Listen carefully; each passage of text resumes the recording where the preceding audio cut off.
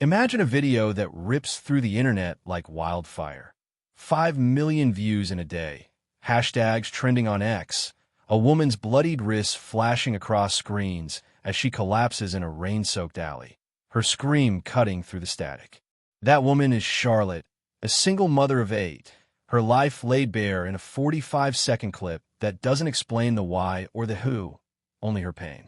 Posted anonymously, it sparks a storm. "She's a killer," scream some comments. "She's innocent," plead others. The world watches, dissecting her every move. But they don't know the truth.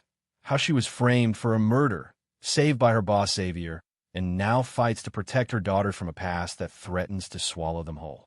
This is part 4 of their story, where a single leap, both reckless and desperate, unravels secrets, tests family bonds, and pulls Charlotte and Xavier into a dangerous dance with a viral spotlight burning them alive. Charlotte's eyes fluttered open in the sterile hospital room, her heart hammering as the beep of monitors anchored her to reality. Her wrists throbbed under bandages, the memory of Veronica's blade slicing into her skin a jagged blur. Her mother, Matilda, sat beside her, stroking her hand, her voice a soft lifeline. "You're safe now, sweetheart," Matilda whispered.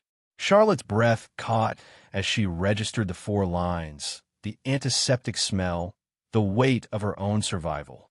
"Mom, what happened? How'd I get here? Did I escape?" Her voice cracked, tears spilling as she thought of her daughters, Zara, Aaliyah, Maria, Nadia, Wia, Isla, Hilda, Napa, waiting at home, probably terrified. Matilda's gaze shifted to a couch in the corner, where Xavier, Charlotte's boss at Shea Enterprises, lay sprawled, eyes closed, chest rising in a pretense of sleep. "He's the one who saved you," Matilda said. "Found you in that alley, got you here. He wouldn't leave." Charlotte's stomach twisted. "My boss. Why is he still here? You should have sent him away." Her voice was barely a murmur, pain flaring as she shifted. Matilda sighed, her face etched with exhaustion. "He insisted, Charlotte. Said he needed to know you were okay. You owe him your life." Xavier wasn't asleep. He'd heard Charlotte scream in the night, her voice raw with fear, but with Matilda awake, he stayed still, feigning slumber. Her words stung. You shouldn't be here, but he couldn't tear himself away. Even bruised and bandaged, Charlotte was beautiful. Her strength, a quiet fire that had drawn him in 4 years ago during a fleeting night neither had spoken of since. He stretched, faking a yawn, and sat up, his dark eyes meeting hers. "Do you want it gone that badly?" he asked, his tone calm, but laced with something deeper, hurt, maybe, or longing. Charlotte flushed, guilt warring with confusion. "You're my boss, Xavier. I can't risk my job. You shouldn't be here at 3 a.m. He stood, brushing off her words, but his gaze lingered, taking in every cut, every bruise. "I'll get the nurse," he said, moving toward the door. "No, let me," Matilda interjected, her voice kind but firm. "You've done enough." She stepped out, leaving them alone in the dim room, the air thick with unspoken questions. Charlotte's mind churned. The last thing she remembered was Veronica, the widow of Shea Enterprises' murdered manager, accusing her of his death, her knife flashing before everything went black. The viral video had captured it all. Her blood, her collapse, posted by some faceless stranger.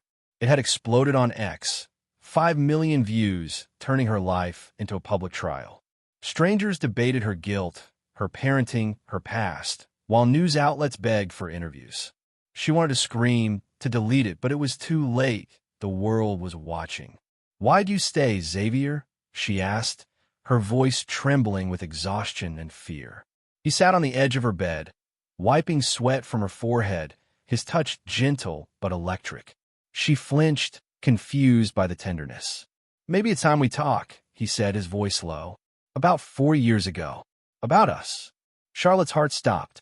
That night, a hotel, a moment of vulnerability, a wristwatch she'd given to Arya, her friend who'd later betrayed her.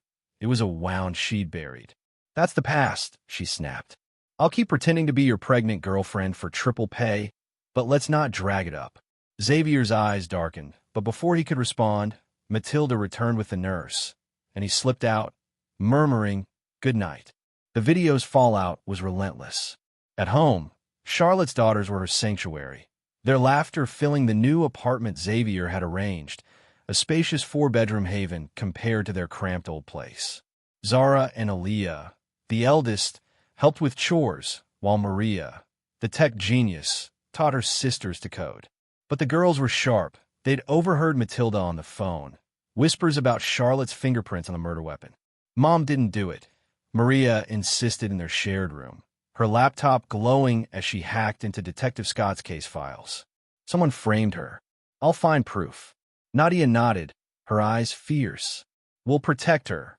At school, they turned to Uncle James, their ICT teacher, who taught Maria to bypass firewalls. Focus on your mom, not conspiracies, he said, but his grin betrayed his pride in their cunning. Charlotte, meanwhile, shielded them from her fears. The video, the accusations, and the secret she hadn't told anyone, that her girls might be Xavier's, conceived 4 years ago. The thought of him discovering the truth, especially now, with his father believing she was pregnant, kept her awake at night. Xavier's life was a tangle of loyalty and suspicion. At the mansion, his mother, Margaret, pushed him towards Sophia, a cunning heiress who clung to him like a vine. Marry her, Margaret urged over breakfast, her eyes sharp. She's perfect for you. But Xavier's heart wasn't in it. Sophia's possessive hugs and coy smiles, like when she'd wrapped herself around him in front of Charlotte, felt suffocating. His father, Mr. Shea, was another pressure, handing him documents that held his empire, company, properties, wealth, with a warning, protect Charlotte. She's carrying my grandchild. Xavier hadn't corrected the lie. It kept Charlotte safe, but it complicated everything. At the police station, Detective Scott interrogated Veronica, who sobbed, "I didn't kill my husband." Her journalist boyfriend claimed she planned it, but Scott suspected a deeper plot. Antonio's behind this, he told Xavier, showing photos of a man tailing Charlotte, a man linked to Mr. Shea's brother, who'd fled California after losing his daughter. He knows about the pregnancy, Scott said. Charlotte's a pawn in his game.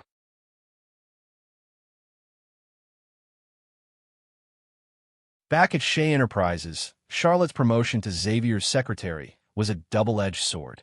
She juggled her old clerk duties with Evelyn's former tasks, ignoring Evelyn's glares as the new manager. The company was bleeding, $100,000 lost in a week, clients fleeing after the scandal. Xavier announced new strategies, tasking Charlotte with ensuring compliance. But a power outage in his office triggered her trauma. Darkness, like the alley, sent her leaping into his lap, trembling. Their eyes locked, breaths mingling, lips inches apart until the lights returned.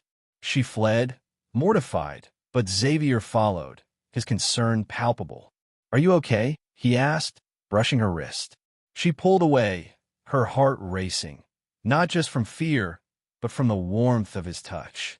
Sophia's arrival didn't help, her arms around Xavier's stark reminder, he's not yours. At home, Charlotte's girls noticed her strain. Wea, the youngest, pouted, refusing a hug. "You're working too much, Mom. You're tired." Charlotte knelt, promising rest, but her heart ached. Matilda found her later, lying on the floor, lost in thought. "Talk to me," Matilda urged. Charlotte confessed, "I'm scared. What if their father comes back? I don't even know who he is legally." Matilda hugged her. "We'll fight for them. You're not alone." The girls, meanwhile, were relentless. Maria hacked deeper into Scott's files, sending anonymous videos showing Veronica at the hotel the day her husband died, a shadowy figure, Antonio's accomplice, in the background. Another clip surfaced, revealing the accomplice planting the knife with Charlotte's prints. "He's framing Mom," Zara whispered, her voice fierce. At school, they cornered Uncle James again. "Can you trace an IP address?" Maria asked. He raised an eyebrow, but nodded, guiding them to the ICT room. "Be careful," he warned, but his pride shone through. Charlotte, unaware of their scheming, faced Xavier at work. He took her hand, his voice low. "I want you to have my child for real. Name your price." She froze, the truth about her girls burning in her throat. He leaned in, kissing her hair. Don't keep me waiting. Her heart raced, torn between fear and a longing she couldn't name. Arya's life, meanwhile, was crumbling. Evicted from her studio, her belongings scattered on the street, she blamed Charlotte. 4 years ago, Charlotte had exposed Arya's lies to Xavier, costing her a life of luxury at the mansion. Now homeless, Arya called Ally, Charlotte's friend, begging for help. At Sky Crown Restaurant, Ally handed her $500, her patience thin. Charlotte didn't ruin you, Ally snapped. You did this to yourself. Arya's eyes flashed at the mention of the wristwatch, a gift from Charlotte she'd pawned. She took everything from me. Arya hissed, but Ally walked away, leaving her alone. Back at the company, Sophia plotted with Margaret, determined to push Charlotte out. Plan B, Margaret said coldly. Charlotte will run from Xavier when I'm done. But Julian, Sophia's mother, disagreed. Let him choose, she said, hugging her daughter. Love can't be forced. Scott's investigation deepened. At the station, he showed Xavier and the DPO new footage, the accomplice outside Charlotte's old apartment. Then, at the hotel. He's Antonio's man, Scott said. He's using Charlotte to hurt your father. Xavier's jaw tightened. At the new apartment, photos of Charlotte's girls lined the walls, their resemblance to him undeniable. Alex, his friend, teased, "They're yours, man." Xavier denied it, but doubt gnawed at him. He confronted Charlotte later, his touch gentle but firm. We need to talk about 4 years ago. And the girls. She paled, deflecting, but his insistence grew. I'll protect you, he said, but you need to tell me the truth. As he left, Scott called again, meet me tonight. Charlotte and her daughters are in danger. Xavier's heart sank. The viral video had exposed her pain, but the real leap, uncovering the truth, might cost them all. At home, Charlotte tucked her girls into bed, their chatter a balm to her soul. But as she lay on the couch, memories of Xavier's touch, Sophia's glare, and the video's fallout overwhelmed her. Matilda sat beside her, sensing her turmoil. You're carrying too much, she said. Charlotte's tears fell. I'm framed for murder, Mom. And Xavier, he's asking for a child, but he doesn't know the girls are his. Matilda hugged her tightly. We'll face it together. In the kitchen, the girls plotted, Maria's laptop glowing as she sent another tip to Scott. Outside, a shadow moved, Antonio's accomplice, watching, waiting. Charlotte's leap to protect her family was just beginning, and the world was still watching.